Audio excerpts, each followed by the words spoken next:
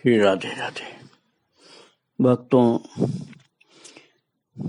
लगभग 2-3 महीने पहले मैं परम पूज्य श्री हरि बाबा का पवित्र चरित्र सुना रहा था आपको, और उसमें मैंने बतलाया था कि श्री हरि बाबा जी महाराज जिसके घर में पुत्र बन करके आए थे, वो समाज की दृष्टि से एक सिख थे।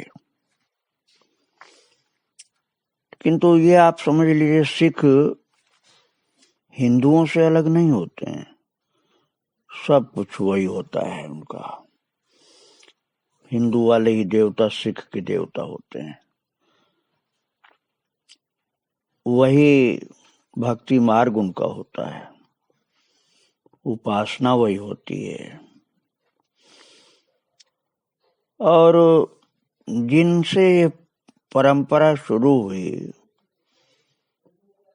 सिख गुरुओं की, वो गुरु नानक देव थे। और गुरु नानक देव के पिताजी भी तो हिंदू ही थे। गुरु नानक देव के पिताजी हिंदू थे। और कालूचंद पटवारी उनका नाम था। गुरु नानक देव भी पूर्ण रूप से सच्चे भगवत भक्त थे। जैसे हरि बाबा का चरित्र आपने सुना था, यदि उस दृष्टि से कहा जाए तो सिख के ही परिवार में हरि बाबा का भी जन्म हुआ था। वो भी एक उच्चतम कोटि के संत थे। ऐसे गुरु नानक देव भी बहुत उच्च कोटि के संत थे, और उनका चरित्र मैं आपको सुना चुका हूँ लगभग 2 वर्ष पहले। संत गुरु नानक देव की चरितावली भक्ति आश्रम, आप ये YouTube में डालेंगे तो आपको प्राप्त हो जाएगा सुनने को। बहुत ही अद्भुत चरित्र है उनका। और उनका चरित्र मैं सुना चुका हूँ, इसलिए दोबारा तो नहीं सुनाऊंगा, किंतु ये आपको याद करा रहा हूँ कि उनका उपदेश करने का ढंग विचित्र था, नवीन था, अद्भुत था। इस ढंग से उपदेश करते थे कि जो बिजली की तरह से असर कर जाता था। यात्रा करते करते मक्का पहुंचे थे, और जब गुरुदेव नानक जी काबा की ओर पैर करके लेट गए सोने के लिए, तो काजी क्रुद्ध हुआ और कहा, जिधर काबा है उधर पैर करके तू सो रहा है। तो गुरुजी ने कहा, काजी जी, जिधर अल्लाह का घर न हो मेरे पैर उधर कर दीजिए। और महाराज जब काजी ने उनका पैर पकड़ कर खींचा तो काबा ही उधर घूम गया था, फिर गया था उधर। ऐसी उपदेश की अद्भुत शक्ति थी। उनका चरित्र आप सुन चुके हैं। और गुरु नानक देव की एक परंपरा चली भक्तों, जिसको सिख गुरु की परंपरा कही गई। लेकिन मैंने आपको निवेदन किया कि सिख कोई विधर्मी नहीं होते हैं। जैसे हम हिंदू, आप हिंदू, ऐसे वो भी हिंदू ही है। अब कोई अपने को अलग माने उसकी बात मैं नहीं कर रहा हूँ, लेकिन सब कुछ वही होता है। वो भी राम का भजन करते हैं, कृष्ण का भजन करते हैं। हिंदू लोग भी निर्गुण निराकार का भजन करते हैं, सगुण साकार का भजन करते हैं। सिख लोग भी हिंदू की तरह से निर्गुण निराकार का और सगुण साकार का भजन करते हैं। वही सेवा भावना, वही पूजा भक्ति ध्यान भजन, वेश में थोड़ा अंतर है। और एक परंपरा उनकी चली थी 10 गुरुओं की। वही गुरु नानक देव प्रथम गुरु थे, और वो हिंदू के बेटे तो थे, इसमें कोई संदेह तो है नहीं। और इस परंपरा में गुरु गोविंद सिंह सबसे बाद में, अर्थात 10वें नंबर के गुरु थे। उसके बाद तो कोई गुरु नहीं हुए इनके यहाँ सिख गुरुओं में फिर तो ग्रंथ साहब को ही गुरु माना गया। तो गुरु गोविंद सिंह का चरित्र सुनाने के लिए मैं आपको परंपरा थोड़ा सा परिचय देता हुआ चल रहा हूं। गुरु नानक जी का आप चरित्र सुन ही चुके हैं, और इन्हीं के बाद, गुरु नानक जी के बाद दूसरे जो गुरुदेव हुए वो अंगद देव थे। तो उनको भी नानक जी, गुरुदेव नानक जी जो थे ना, वो बाद में एक उपाधि बन गई, तो इसलिए गुरु अंगद देव को दूसरा नानक कहा गया, द्वितीय नानक। और ये भी अपने गुरु के हिसाब से ही भक्ति, भजन, समाज सेवा, इस सब में लगे थे। संत सेवा, समाज सेवा, ध्यान, पूजा, भजन, ये इनका मुख्य कर्तव्य होता था। गुरु गोविंद सिंह जी जब आते हैं ना, उसके पहले ये परंपरा बहुत सुदृढ़ होकर चल पड़ी थी। तो इस परंपरा में भगवान का भजन करना, निरंतर हरिनाम जप करना, दूसरों की सेवा करना, तन मन धन से तत्पर रहना सेवा के लिए, और जरूरत पड़े तो रक्षा के लिए, परहित के लिए, दूसरों की सुरक्षा के लिए तलवार की भी आवश्यकता पड़े तो तलवार भी लेना। इस तरह से जो हिंदुओं के वर्ण व्यवस्था, आश्रम व्यवस्था होती है ना, उसका इन्होंने विरोध नहीं किया, उसका सार ग्रहण किया। ब्राह्मण, क्षत्रिय, वैश्य, शूद्र, ये चारों वर्णों का उत्तम गुण सब ग्रहण कर लिया इन्होंने। चरित्र बल को बहुत मजबूत स्थान दिया, और बहुत ही अनुभव अपना सिखाया परंपरा में। गुरु नानक की कृपा हुई, आगे परंपरा बड़ी शुद्धि और सत्यता के साथ बढ़ती गई। तो मैंने बताया कि गुरु अंगद देव दूसरे गुरु हुए इन 10 गुरुओं में, और ये एक ऐसे विशिष्ट शक्ति संपन्न थे कि महाराज पहले पंजाबी साहित्य का कोई विशेष उस समय तक महत्व तो नहीं था इनके टाइम तक, तो इन्होंने इसके लिए एक लिपि चालू की जिसको कहा जाता है गुरुमुखी। अब न जानने वाले लोग पंजाबी भाषा बोल देते हैं, वैसे वास्तविक नाम उसका गुरुमुखी। तो ये गुरुमुखी गुरु अंगद देव जी ने निर्माण किया, ये प्रारंभ किया उन्होंने। और नानक देव की शिक्षाएं जो थी उस गुरुमुखी में इन्होंने लिखा। उन दिनों की बात है, भक्तों की हुमायूं बादशाह शेरशाह से हार खाकर गुरु अंगद देव के पास आशीर्वाद लेने के लिए आया, परंतु गुरु साहब उस समय किसी और भगवान के ध्यान में मग्न थे, तो हुमायूं की ओर देखा ही नहीं। हुमायूं अहंकारी, उसको गुस्सा आया, उसने म्यान से तलवार खींचा और गुरु साहब का सिर उड़ा देना चाहा, किंतु उसका हाथ कांप गया और तलवार गिर गई। तो अंगद देव गुरुदेव मुस्कुराए, बोले अरे कायर हो क्या, शेरशाह से हार खा करके आए हो तो फकीरों पर वार कर रहे हो, मैंने क्या तुम्हारा बिगाड़ा है।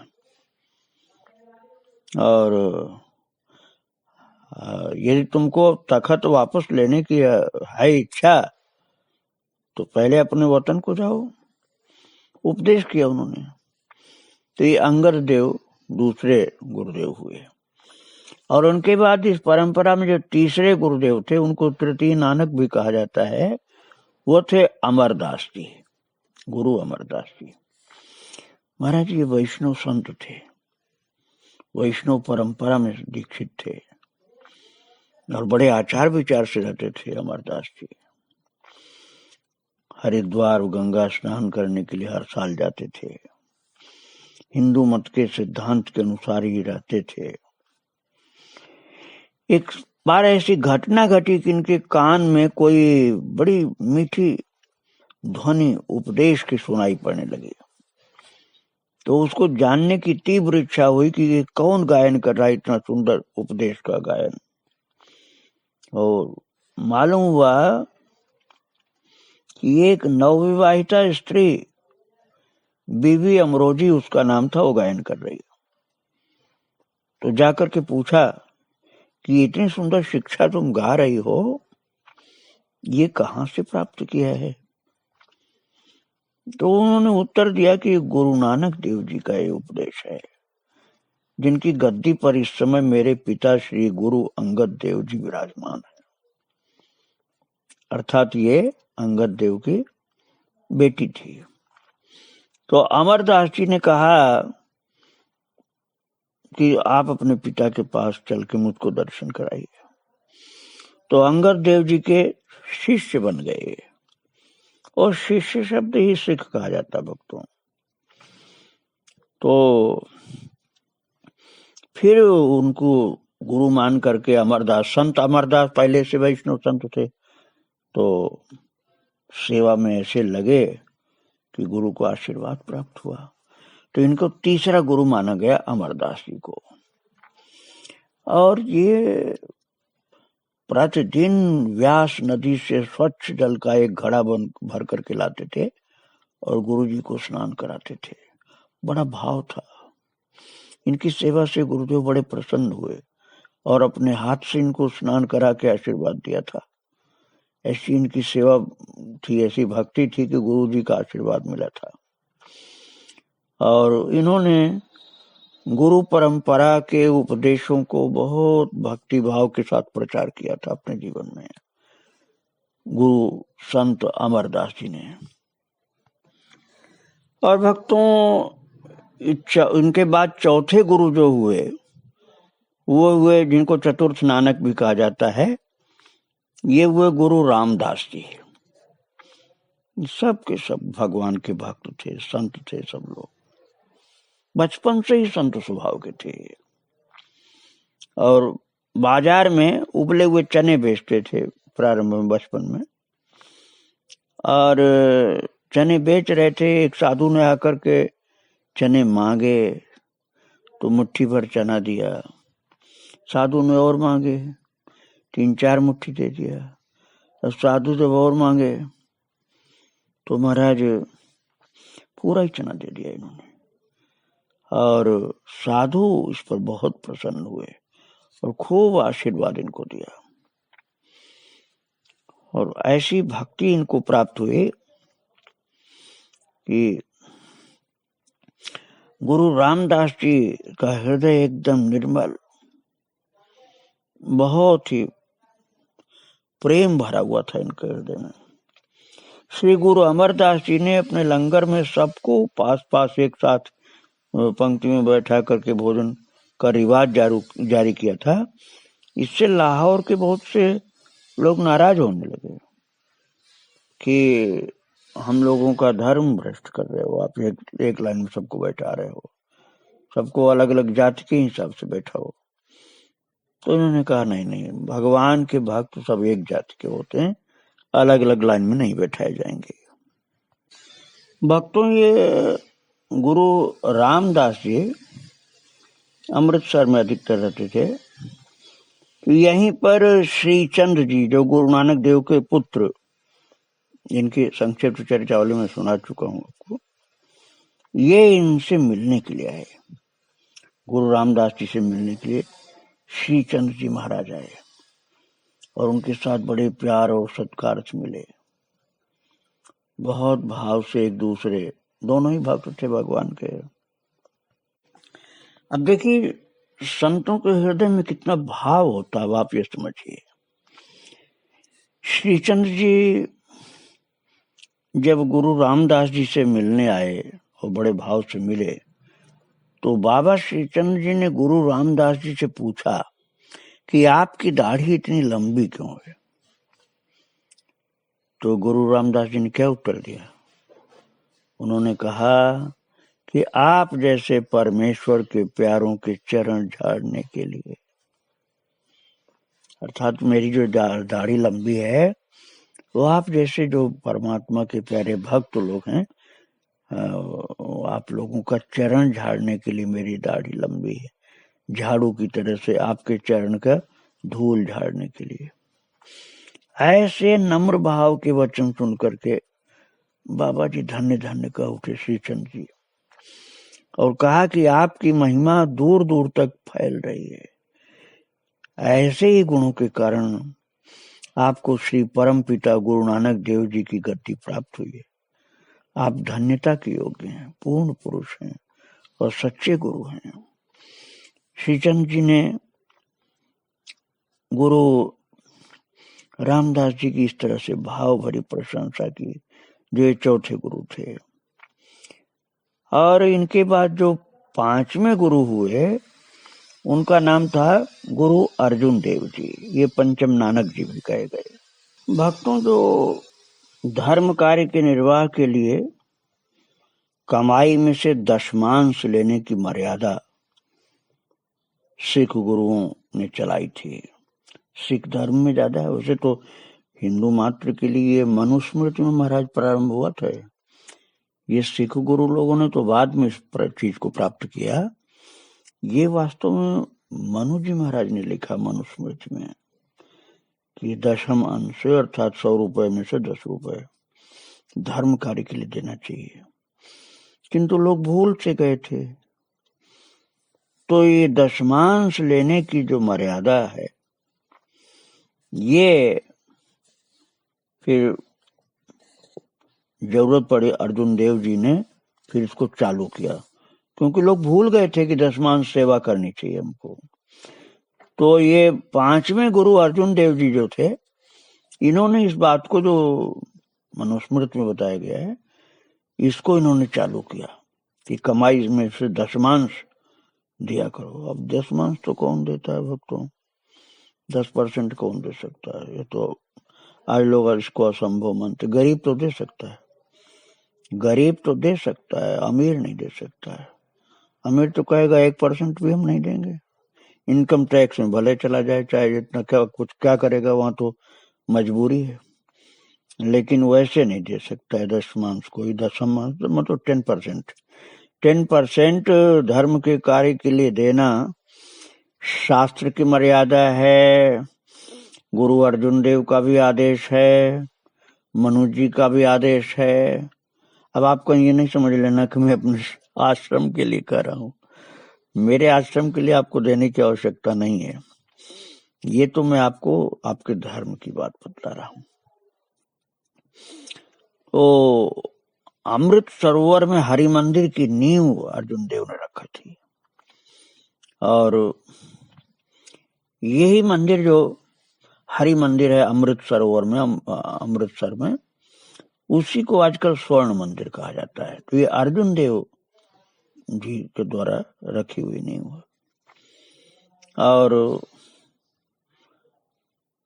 ये सभी लोगों के लिए, ऐसा नहीं कि केवल सिख लोगों के लिए, सब हिंदू, कोई भी मजहब वाले, कोई भी धर्म वाले, सब आकर के वहां पर दर्शन करते हैं, स्नान करते हैं, आशीर्वाद लेते हैं।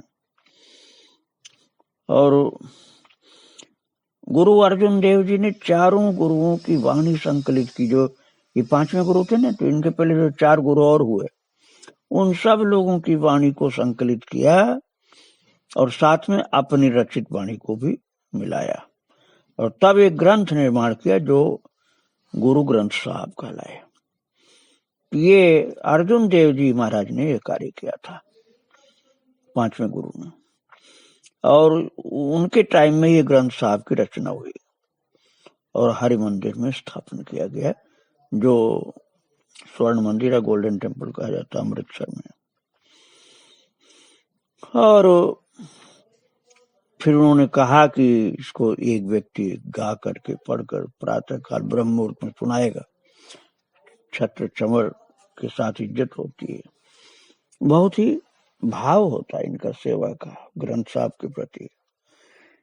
अलीगढ़ के निकट में डिवाई नाम का एक कस्बा है, वहां में गुरुद्वारे में, जहां गुरु ग्रंथ साहब की रोजाना सेवा पूजा पाठ होता था, वहां मैं गीता का प्रवचन करने जाता था, 3 साल किया था।